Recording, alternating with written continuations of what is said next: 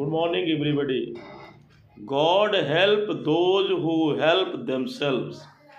इस कोटेशन के साथ मैं आपको आज बताने जा रहा हूँ कि इंटरमीडिएट एग्ज़ाम्स में किस प्रकार आप हार्ड वर्क करें और कैसे आपके अच्छे नंबर आएंगे।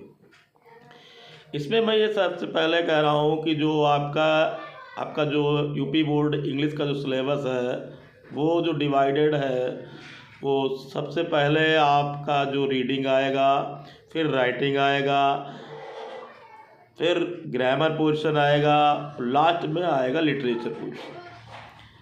तो सबसे पहला जो रीडिंग पोर्शन है उसमें एक अनसीन दिया होगा बच्चों। अनसीन को सॉल्व करने के लिए सबसे पहले आपको उस अनसीन की कम से कम 2 बार डीप रीडिंग करनी पड़ेगी। उसकी आफ्टर रीडिंग अनसीन आपको एक चीज़ और करनी पड़ेगी कि उसमें जो इम्पोर्टेंट जो लाइंस है, जो इटैलिक जो लाइंस उसमें दी है, उसमें उसका मीन्स पूछा जाएगा, क्वेश्चन आंसर पूछे जाएंगे। तो ये आएगा आपका नियर अबाउट अनसीन पैसेज आपका 15 मार्क्स का आएगा। इसके बाद आता है आपका है राइटिंग पोर्शन।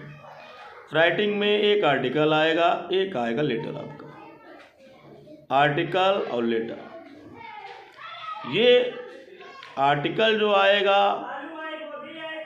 आर्टिकल को आपको बड़ा ध्यान से लिखना है। और आर्टिकल माने होता है एन ईगल व्यू, आंखों देखा वर्णन। मोस्टली आर्टिकल जो यूपी बोर्ड पूछे जाते हैं या तो प्रॉब्लम्स पे आएंगे, कोई भी एक प्रॉब्लम तो श्योर पूछी जाएगी आपसे। और जो दूसरा जो आर्टिकल पूछा जाता है वो हमारे यहाँ पे हमारे यहाँ साइंस पे, जैसे कि Indian technology and usages of internet, computer, mobiles etcetera. और सबसे बड़ा जो आजकल आया है वो आया है यूजेज ऑफ एआई। इस पे भी आर्टिकल आ सकता है।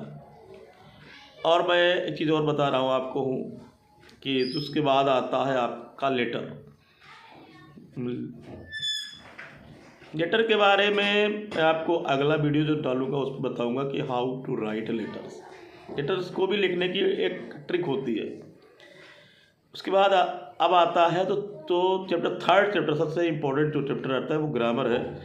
ग्रामर में क्या है बच्चों, ग्रामर में वोकैब्स और ग्रामर ये जो मिलाकर के जो ये जो पोर्शन 20 नंबर का जो आपका आता है, ये बहुत इंपॉर्टेंट होता है। इसमें अगर आपके ठोस नंबर आ गए तो आई थिंक आप 80 से एबव भी मार्क्स ला सकते हैं इंटरमीडिएट इंग्लिश में। और आप समझ लिए इंटरमीडिएट यूपी बोर्ड इंग्लिश में अगर आपके 80+ नंबर आ गए तो आप समझिए कि आप में स्पेशल गट्स है। क्योंकि इसमें समझ लीजिए इसमें सारे मार्क्स आपको स्टडी से ही आएंगे।